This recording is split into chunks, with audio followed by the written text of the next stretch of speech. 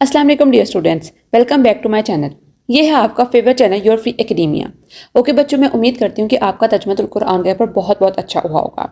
Basically आज की video जो है वो कंप्यूटर साइंस के स्टूडेंट्स के बारे में है।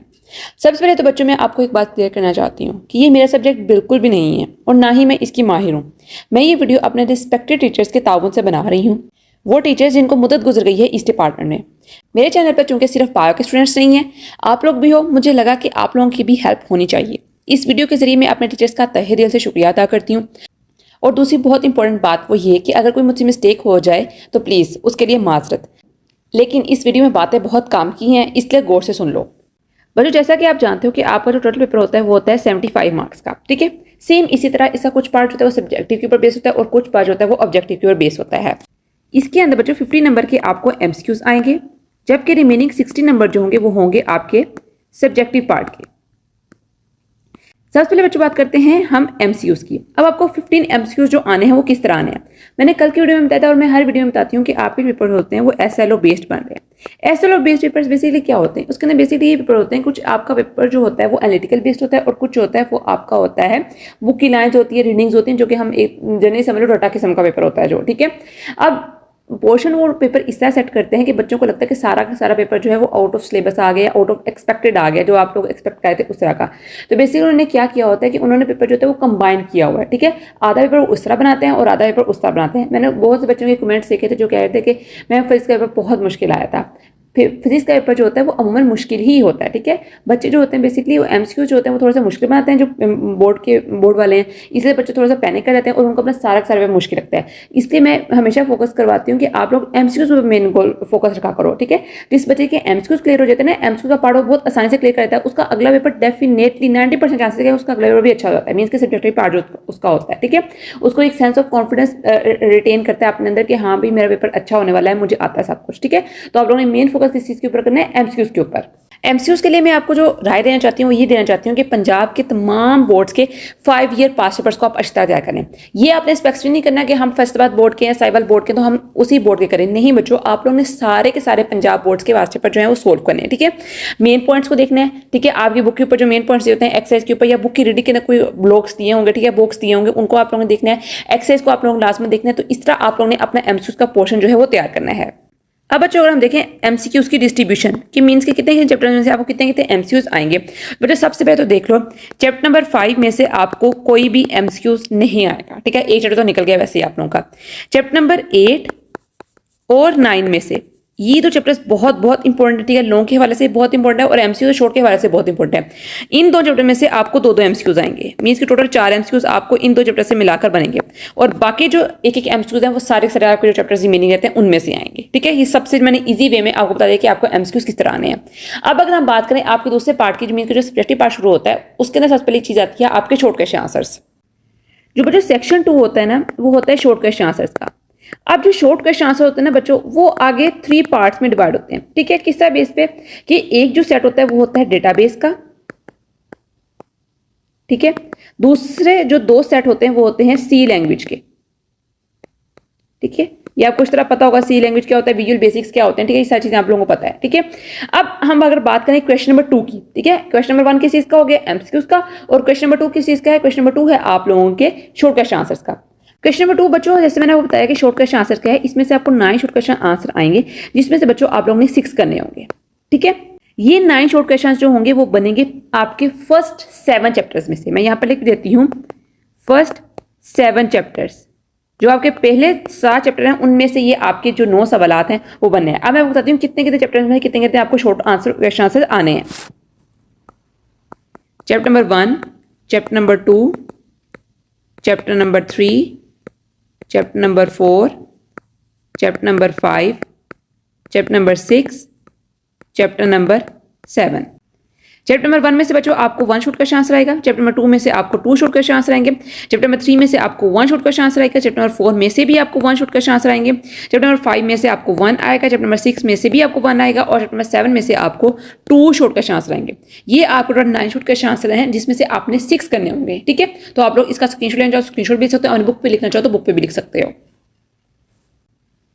अब बच्चों बात करते हैं क्वेश्चन नंबर 3 की। ये बच्चों शॉर्ट क्वेश्चन आंसर्स का है, लेकिन ये है सी लैंग्वेज का। ठीक है, इनमें कौन कौन चैप्टर्स आते हैं बच्चों? इनमें आप लोगों को चैप्टर्स आते हैं 3।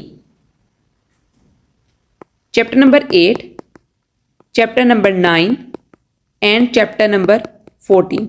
सेम इसी तरह आपको 9 शॉर्ट क्वेश्चन आंसर आएंगे, जिसमें से आपने 6 करने होंगे।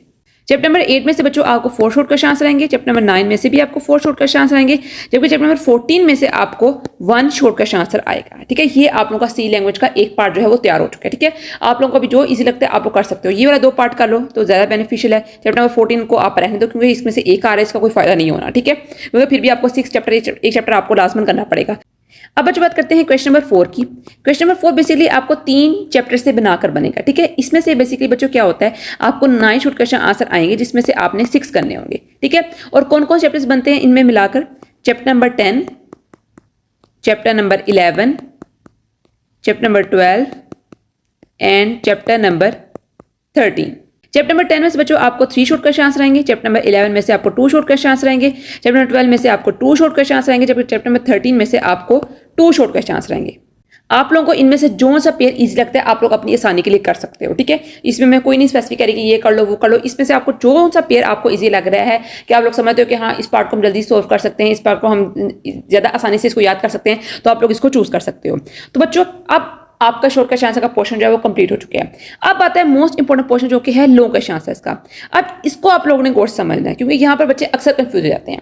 जिस तरह आप लोगों ने देखा था कि आपका केमिस्ट्री का पेपर था, बायोलॉजी का पेपर था, उसके अंदर भी आपको 5 शॉर्ट क्वेश्चन आंसर आते, लॉन्ग क्वेश्चन आंसर आते थे। ठीक है, जिसमें से आपने 3 करने होते थे। लेकिन यहाँ पर एक थोड़ी सी लिटिल बिट चेंजेस आ रही हैं। वो क्या आ रही हैं कि आपका क्वेश्चन नंबर 5 होगा और क्वेश्चन नंबर 6 होगा, उसके बाद question number 7, question number 8 and question number 9।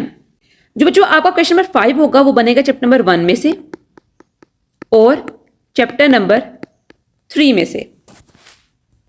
जो क्वेश्चन नंबर 6 होगा वो बनेगा चैप्टर नंबर 4 में से और चैप्टर नंबर 6 में से। अब यहां पर एक बात गौर से समझो, आपको उन्होंने कहा होगा कि क्वेश्चन नंबर 5 और 6 में से कोई सा एक क्वेश्चन आप लोगों ने चूज करना है। ठीक है, अब ये आप लोगों को चैप्टर नंबर 1 में से भी क्वेश्चन नंबर 5 आ सकता है, क्वेश्चन चैप्टर नंबर 3 में से भी आ सकता है। ठीक है, इसका कोई स्पेसिफिक नहीं है। अब इसमें से आप लोगों ने कोई सा एक part means question number 5 choose करना है या क्वेश्चन नंबर 6 चूज करना है। अब यहाँ पर मैं एक और बात बता दूं कि इसका मतलब ये नहीं क्वेश्चन नंबर 5 के भी आगे 2 पार्ट्स होंगे, नहीं। क्वेश्चन नंबर 5 और 6 के आगे के एक ही क्वेश्चन होगा, मींस क्वेश्चन नंबर 5 जो होगा वो एक ही लॉन्ग क्वेश्चन होगा और क्वेश्चन नंबर 6 जो होगा वो भी एक ही लॉन्ग क्वेश्चन आंसर होगा। ठीक है, इसके आगे फर्दर पार्ट्स नहीं होंगे। लेकिन यहाँ पर क्या होगा कि ये उन्होंने भी नहीं बताया हुआ कि क्वेश्चन नंबर 5 जो होगा सिर्फ चैप्टर नंबर 1 में से आएगा, चैप्टर नंबर 3 में से आएगा। तो मेरी मानो तो आप लोग इनमें से कोई सा एक जो पेयर है वो अच्छी तरह तैयार कर लो। मीन्स कि आप लोग क्वेश्चन नंबर 5 कर रहे हो चैप्टर नंबर 1 या चैप्टर नंबर 3, तो आप लोग ये वाला पेयर अच्छी तरह याद कर लो, क्वेश्चन नंबर चैप्टर 1 का और चैप्टर नंबर 3 का। लेकिन अगर आपको चैप्टर नंबर 4 और 6 अच्छा लग रहा है तो आप लोग ये वाला कर लो। लेकिन जो भी आप लोगों ने करना है वो आप लोगों ने अच्छी तरह करना है। अगर आप लोग घर से ही इस चीज़ को चॉइस रख के जा रहे हो, मीन्स कि आप लोगों ने उसकी चॉइस नहीं रखी हुई, आप लोगों ने वही एक पर्टिकुलर क्वेश्चन किया, मीन्स क्वेश्चन नंबर 5 आप लोगों ने किया है, तो आप लोगों की चॉइस होती है बच्चों फिनिश हो जाती है। ठीक है, फिर आप लोगों ने जो चैप्टर्स करने हैं वो आप लोगों ने अच्छी तरह करने हैं। लेकिन अगर आप लोग कह रहे हो कि हम चांस ले लेते हैं जो कि पास्ट चैप्टर में इंपॉर्टेंट क्वेश्चन आए हैं उनको भी एक नजर देख लेते हैं, तो जब फिर आप लोगों के पास चॉइस हो सकती है, आप लोग वहां जाके फिर अपनी मर्जी से जो आपको इजी आ गया वो आप लोग पार्ट कर सकते हो। अब बच्चों यहाँ पर बहुत इंपॉर्टेंट बात सुनो, वो ये कि आप लोगों को ये 3 क्वेश्चन होंगे, इनमें से आप लोगों ने कोई से 2 क्वेश्चन करने हैं। ठीक है, क्वेश्चन नंबर 7 कर सकते हो, 8 कर सकते हो या फिर 9 कर सकते हो। क्वेश्चन नंबर 7 जो होगा वो होगा थ्योरी बेस्ड, जबकि क्वेश्चन नंबर 8 और 9 होगा प्रोग्रामिंग बेस्ड।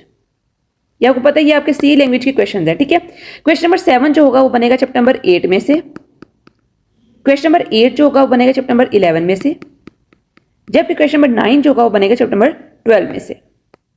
ठीक है, इनमें से आप लोगों ने कोई से 2 चूज करने हैं। क्वेश्चन नंबर 8 और 9 कर सकते हो, क्वेश्चन नंबर 7 और 8 कर सकते हो, जो आप लोगों को इजी लगता है वो कर लो। ये तो होगी बेसिकली बच्चों आप लोगों की पेयरिंग स्कीम।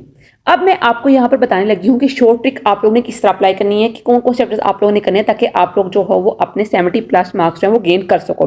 तो बच्चों देखते हैं अपने चैप्टर्स। बच्चों आप लोगों ने chapter number 1, chapter number 3, chapter number 8 और चैप्टर नंबर 11, ये 4 चैप्टर आप लोगों ने फुल तैयार करने हैं। मीन्स कि इनके शॉर्ट क्वेश्चन आंसर्स, इनके एमसीक्यूज, इनके लॉन्ग क्वेश्चन आंसर्स अच्छी तरह आप लोगों ने ये 4 चैप्टर्स जो हैं वो आप लोगों ने तैयार कर लेने हैं। और उसके बाद chapter number 2, 4, 7, 9, 10 and 13 in chapters के बच्चों आप लोगों ने शॉर्ट और एमसीक्यूज अच्छी तरह तैयार कर लेने हैं, ठीक है।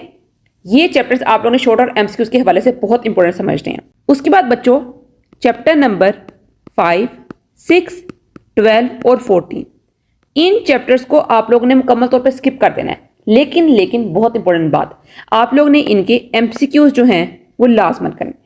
ये आप लोगों के पूरी वीडियो की डिस्कशन जो मैंने आप लोगों को बता दी कि आप लोग का मेन पर्पस क्या था वीडियो देखने का, कि आप लोगों ने किस तरह की चैप्टर्स को इंपॉर्टेंस देनी है कि ताकि आप लोग थोड़े टाइम के अंदर अपना सारा सिलेबस जो है वो कवर कर सको। कुछ बच्चों को आदत होती है, वो कहते हैं कि हम लोग ने अपना सारा सिलेबस कवर कर देना है, सारा सिलेबस कवर कर देना है।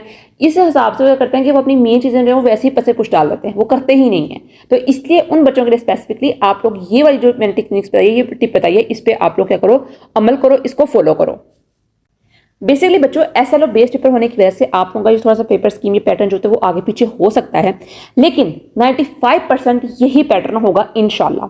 बच्चों कल इंशाल्लाह मैं आपको इसका गेस्ट पेपर प्रोवाइड करने की कोशिश करूंगी। मैंने आज ही अपलोड कर दिया था, लेकिन थोड़ी सी उसके चीज़ें जो है वो रहती हैं। मैं अपने सारे टीचर से राब्ते में हूँ, सारे टीचर से डिस्कशन करके मैं आप लोगों को वैलिड किस्म का जो गेस्ट पेपर है वो प्रोवाइड करूंगी इंशाल्लाह। आप लोगों को थोड़ा सा इंतजार करना पड़ेगा। तो बच्चों आज के लिए इतना ही। आई होप सो कि वीडियो आपके लिए बहुत बेनिफिशियल हुई होगी। वीडियो बेनिफिशियल हुई है तो प्लीज़ चैनल को लास्ट में सब्सक्राइब करें, एक अच्छा सा कमेंट करें और वीडियो को भी लाजमन लाइक करें। तो बच्चों आज के लिए इतना ही। कल मिलते हैं एक नई अच्छी और एक्साइटिंग वीडियो के साथ। अब तक के लिए फी अमानिल्लाह।